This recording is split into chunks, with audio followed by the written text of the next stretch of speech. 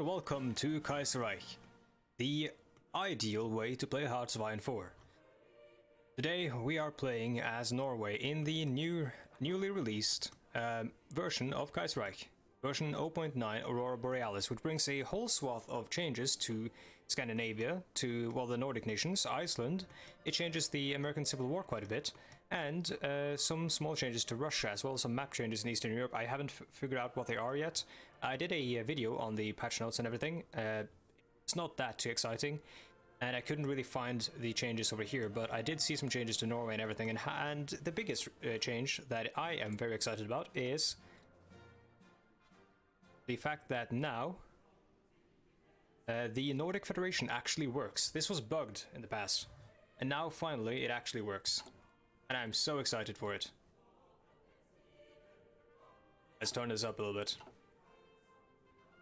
And this video is going out on the 17th of May, which, by the way, is Norway's Constitution Day, where we celebrate our constitution, which was ratified in 1814 on the 17th of May. So let's see.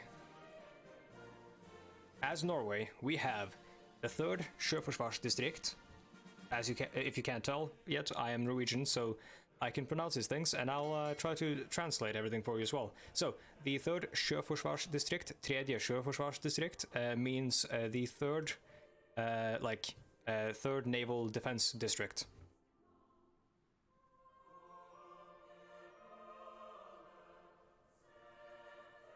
Also, if you're confused by any of the icons here,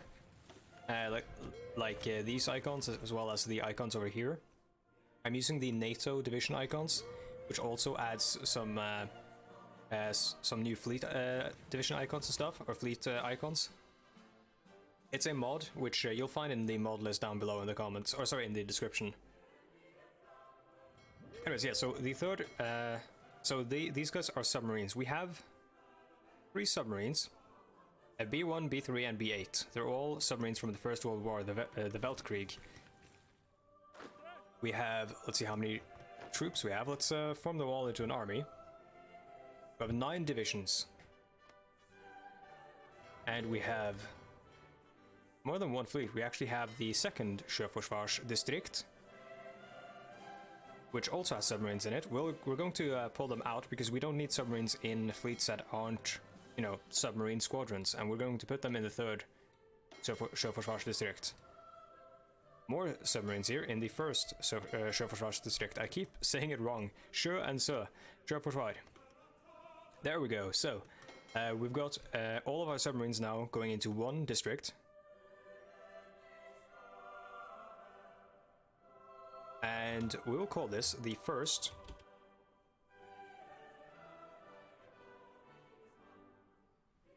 Første ubåtsskvadron. That means the 1st U-boat squadron.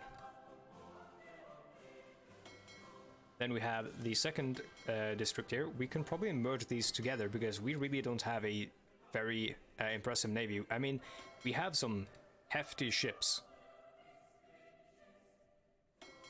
1, 2, 3, 4, 5, 6, 7, 8 dreadnoughts. Holy crap. Like, the modern Norwegian Navy is like 2 frigates. I think it was 3 until we sank one like a couple of months ago by crashing it into an oil tanker.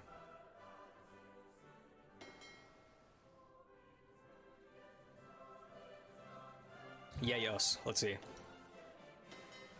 We're going to put all of them into 1 fleet here, which we will call, I mean, it can be called the 1st Naval or Maritime Defense District. Sjø just means sea. Forsvar means defense, and district means district. Let's look at the national focus, because we've got a bunch of stuff we can do here. So we can go this path, which is the edgy, you know, nationalist path, with Vidkun Quisling, the traitor. Quisling, by the way, if you look it up in the Merriam-Webster's dictionary, means traitor or betrayer. That was his name, and now it has become a word eponymous with, or synonymous with treason.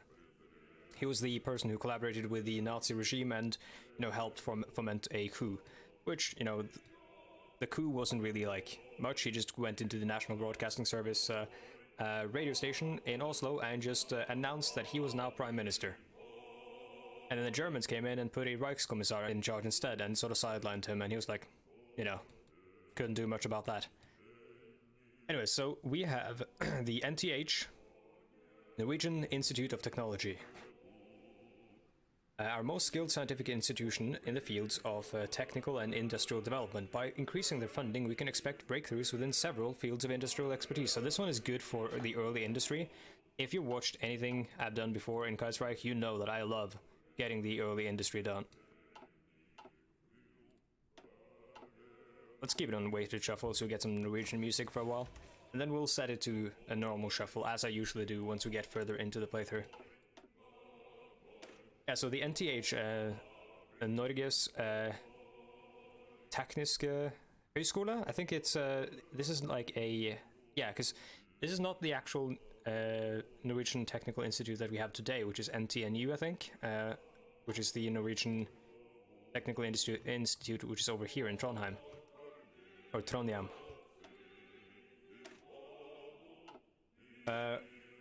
Defensive rearmament. To change the economy law to early mobilization. That's kind of good to get that done so early. So that is basically rearming our weapon, like our our armies and everything. It is a public secret that our military spending has remained inadequate since the dissolution of the Union with Sweden in 1905. Yep. There was a lot of talk about that, like in the lead up to World War One. I read a lot of papers, like newspapers, I mean. When writing my bachelor's thesis in history on Norwegian press in the First World War. The increased level of tension has pushed several politicians to call for an increase in our military budget. Although our military commanders still want more funding, it would be a step in the right direction. I think, okay, so we've got the 1933 Army Plan, land doctrine and motorized. We don't need motorized yet. The Panzersheep question. That's us building new ships, upgrade the Army Air Service, and upgrade the Navy Air Service until we can eventually establish an independent Luftforsvar, basically like the Luftwaffe. This, by the way, is what we have today, Luftforsvaret. I think we're going to go with the NTH, get that industrial research done. We only have 3 research spots, so we're going to go with the electronic mechanical engineering, like we always do in the beginning. Gives us a decent research speed bonus, which will then sort of cascade with everything else and try to make everything faster. Basic machine tools to build up that production efficiency cap in the beginning. And construction 1, to construct new factories and stuff.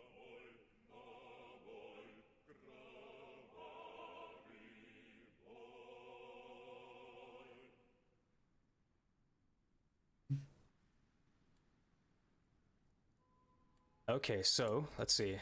Sorry about that. Might edit that out. Add someone at the door.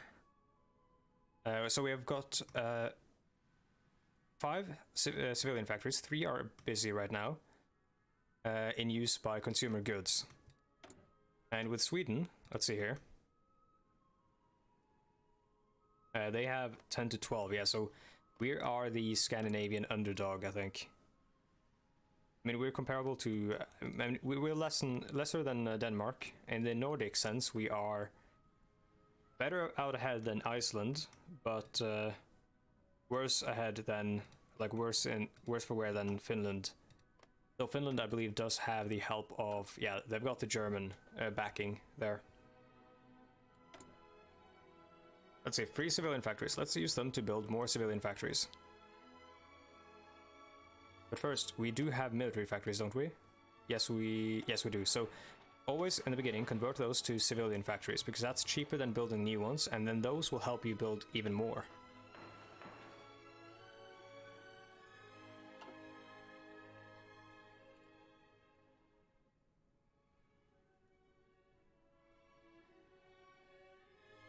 All right, well,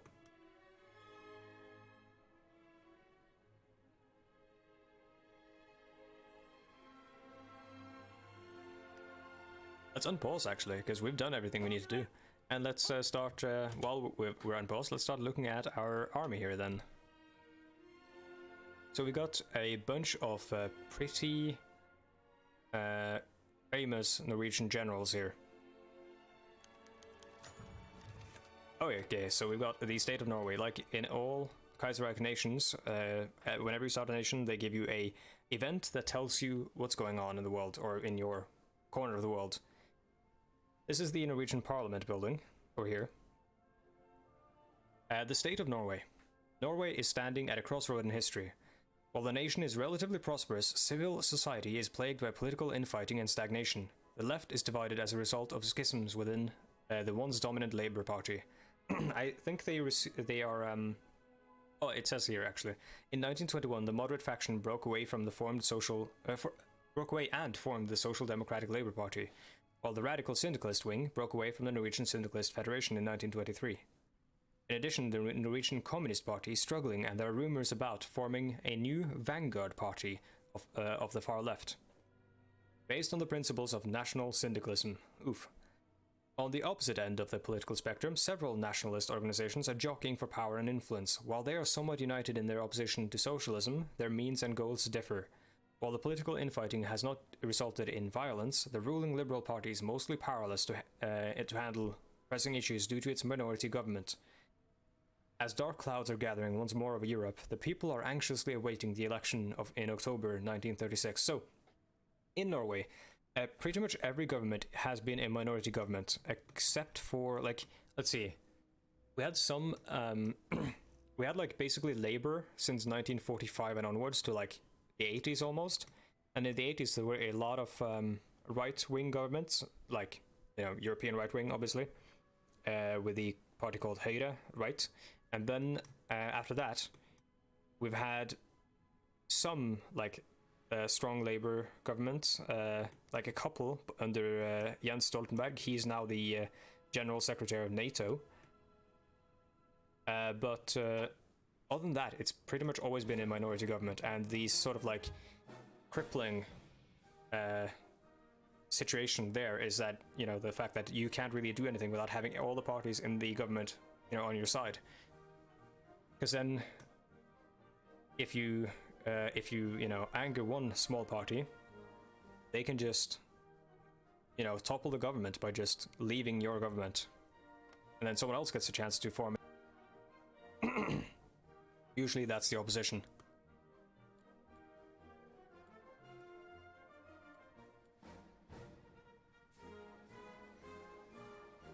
We're going to run out of fuel.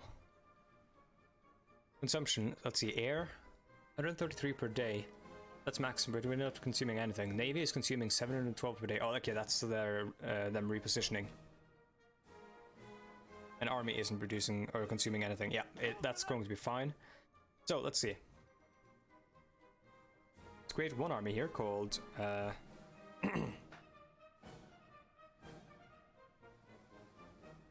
Defense District A.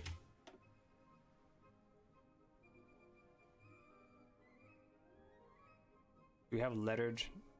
Oh, okay, no, we don't. Okay, so let's first create the Norwegian army.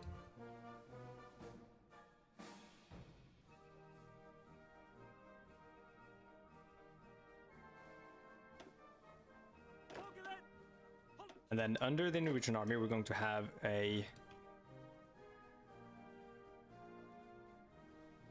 two corps.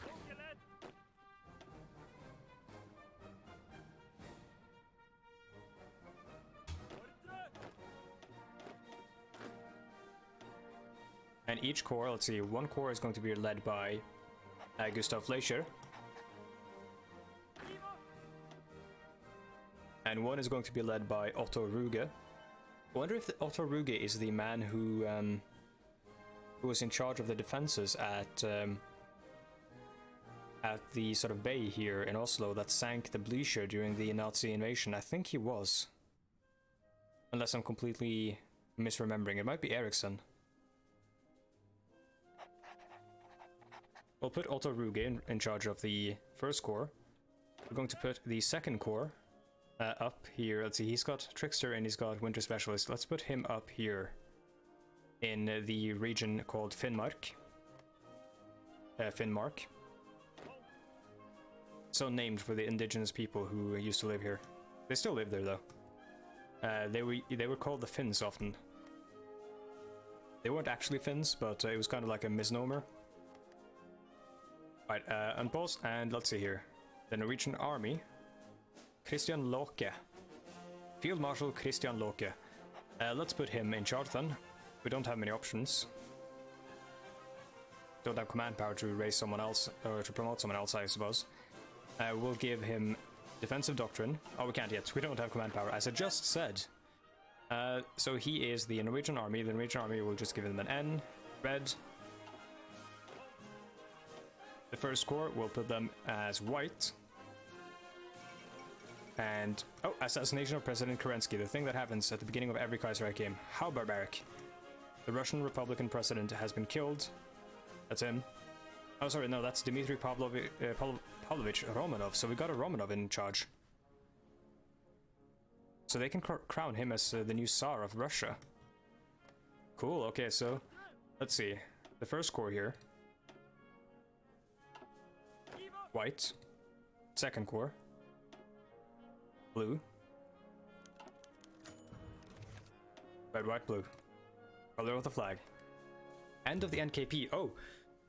Today, the Norwegian Communist Party disbanded itself. Having failed to capitalize on the current economic crisis, the party decided to disband itself and have its members join the newly created Norwegian National Syndicalist Party. So, the Norwegian National Syndicalist Party, I don't think ever existed, but NKP did exist for a while, and it became AKP, I think, which is like Alliance of Communist Parties.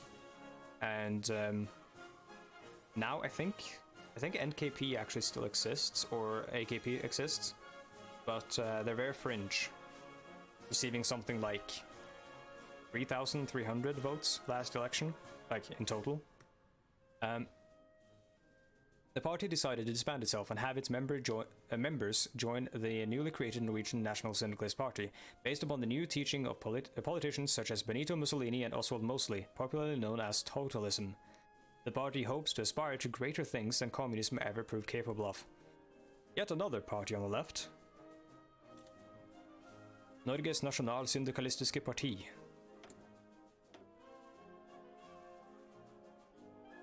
Oh boy.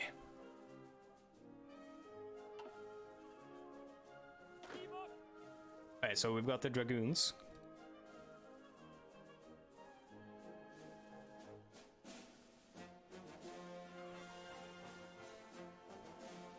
I don't even know what to call these guys.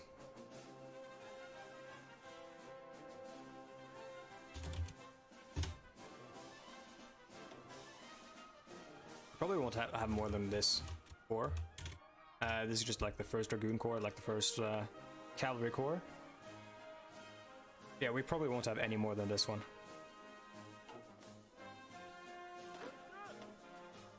And we will put...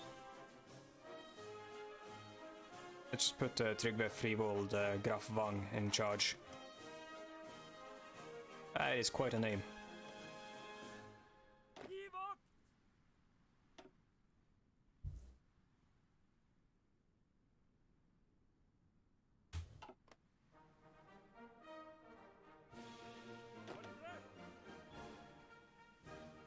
Kind of cool that they're actually yelling in Norwegian. They're yelling like "Gi vakt," which is like attention and stuff, and "ordre," orders. Wonder where they got those voice lines from.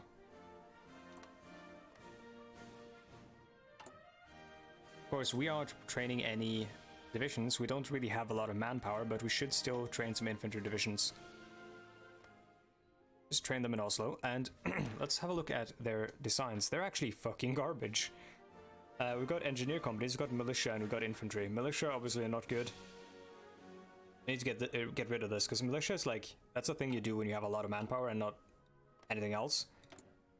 That is not what Norway has. Norway does not have a lot of manpower.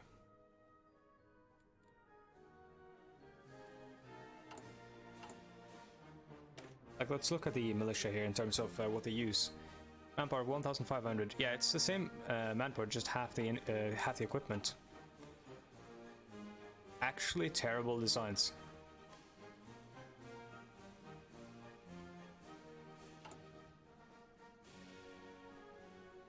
Okay, so we can develop technology here when we get enough dockyards. So this is decisions to get us up to speed with the other nations. Once we like blob, if we do.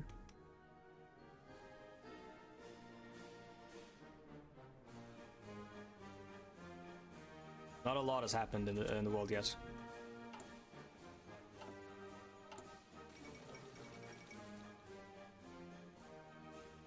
And we're creating the Olav Tryggvason. The Totalist Charter, yeah, so Mussolini, Valois, Beria, and other interested parties arrived in Birmingham today to discuss their common ground. So they have written the Totalist Charter. And Edward VIII has been crowned as king. There he is. Interesting.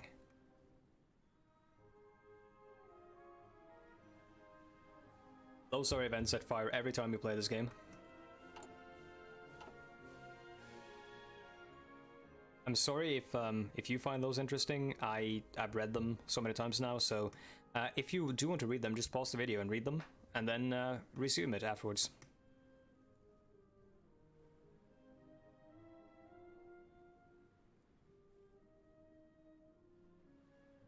So used to looking at the map from the perspective I was in as the German Empire in the other campaign that I'm doing. See if there's anything else we can look at that's cool here. Oh, let's look at resources. So we have Afghanistan declared war on the Dominion of India every time. And the Dominion of India is going to win the 5th Anglo-Afghani War because that's what happens every time. So let's see, we've got a lot of aluminium, but we're lacking in steel. We've got tungsten. We do not have chromium. So basically, in order to win a war, or basically, oh, Travailleurs elected in France. The Commune of France is the world's leading syndicalist nation, united as a federation of city communes and directed by the Comité des Salles Publics. The primary executive. And ever since its inception, however, the Second Commune was not uniform in its policy. Numerous factions arose, each one with their own ideas which path France should take. As a time for revenge against Germany and the world revolution closes in, the CGT election of 1936 is said to be very important. So the Travailleurs are syndicalists. Alright, cool. Trade mission to Japan. The lack of international trade has crippled the Norwegian economy since 1925. One of the underlying issues is the lack of work for our large merchant navy. A bright individual in the foreign department has recently proposed reaching out to the Empire of Japan as it could provide or prove a market for our dried fish and whaling trade. We could lease some merchant ships to the Japanese at favorable rates. If successful, an agreement would provide much needed contracts for our merchant navy. So this kind of stuff was going on in real life. And our dried fish, the Tørrfisk, the dried cod, is a massive export to nations like Spain and Italy and Portugal and stuff.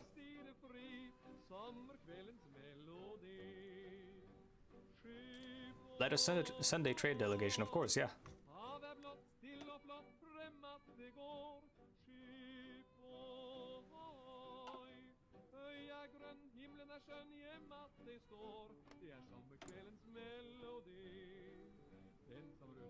Herbert Hoover there.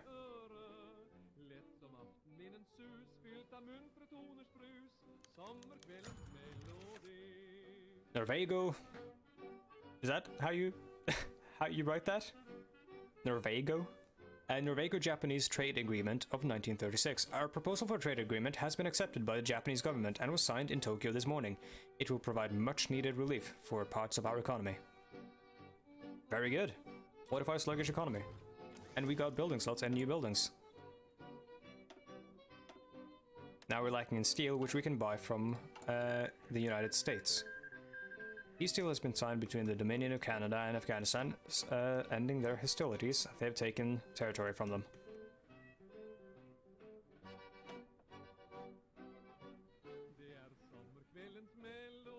Let's get research speed here. Christian Welhaven, he is actually quite... Wait, no, Christian Welhaven. That's not him. That's not the one I was thinking of. Actually don't know who he is. I don't know who any of these guys are. But we'll put Christian Welhaven in charge. Gallo seizes control of Ecuador. Seemingly unwilling to stand by and watch as the relatively liberal government under Ayora's PRE. Oh my god. Ayora's PLRE risks enfeebling Ecuador. Alberto Enriquez Gallo has launched a successful putsch in Quito. Or Quito. Quito? I don't know. Having already dissolved the administration and created a new council of military advisors, the new military strongman has quickly begun embarking on a quest to purify Ecuador of alleged threats and opponents.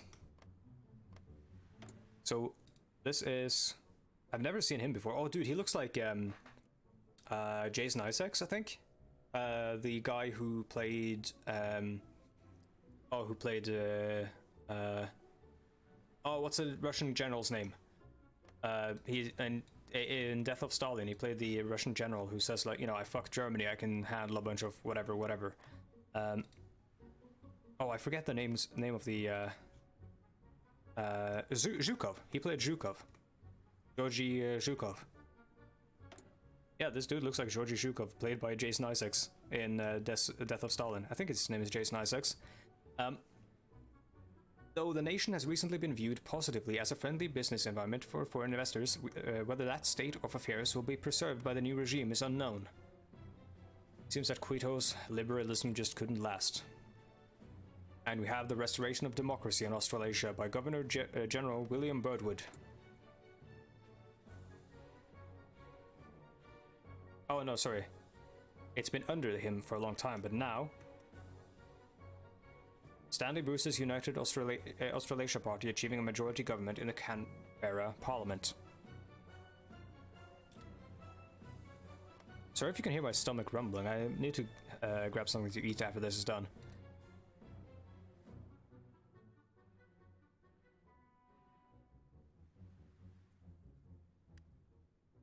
Let's unpause again. So, we're reaching the end of the video. Usually I would do casualty reports and stuff, but the war hasn't begun yet. So, instead, I'm going to talk about our plans for the future. So, the way I play Kaiserreich is very like, or Hearts of Iron and most games, is very like, non-min-maxy. I don't try to, well, I try to win, but I don't focus too hard on winning. I focus more on the story we're telling together here. And, we're gonna go for the Spiegelwerk. Yeah. And because of that, sometimes we might do stupid things, and that is okay. Also because of that, I will not use exploits. I will not, do silly, stuff with paratroopers like you could do on launch, etc, etc, etc. And because of that, I will play slowly. I will try to have an orderly order of battle that you can easily parse and easily see. And I will try to be very, descriptive and very illustrative in what's going on. The French loyalists restore the monarchy. After a brief French civil war, and the old government of France and its supporters fled to North Africa to escape St. Nicholas' wrath. There, the nation eventually devolved into a military junta under the Lion of Verdun, Philippe Pétain. However, a big question arose in this defeated nation. What should its future be? Retaking France is the priority, yes, but what should be the government? It appears that the French have answered the questions themselves, though as a national French state has accepted an agreement to restore the monarchy in France. Will it change anything? So we've got the monarchy under Jean III d'Orléans. Once the picture of aristocratic aloofness was severely affected by the Syndicalist revolution in France. As he fled to North Africa, he became convinced of the necessity of the monarchy and in securing the future of the embattled France and its people. Interesting. He aims to destroy the communards and extend the monarchy's principled government to all of France. Well, actually I'm going to pause because we are at the end of the video. So, before I go, I'm going to call attention to a couple of things. First of all, if you're looking for the mods I'm using, mod list in the description down below. Also in the description down below, there's a Twitter, so you can reach out to me on Twitter if you want to talk to me or anything, if you want to send me memes, if you want to stay abreast about what's happening with the channel. There is also a Patreon link down below. If you want to support me, you can send me $1 or however many dollars you want. Currently, there's not that many, you don't get a lot from it other than supporting me, which is very, you know, very generous and very nice. Yeah, don't even fucking look at it if you don't have the financial means to do so, and don't feel the desire to do so.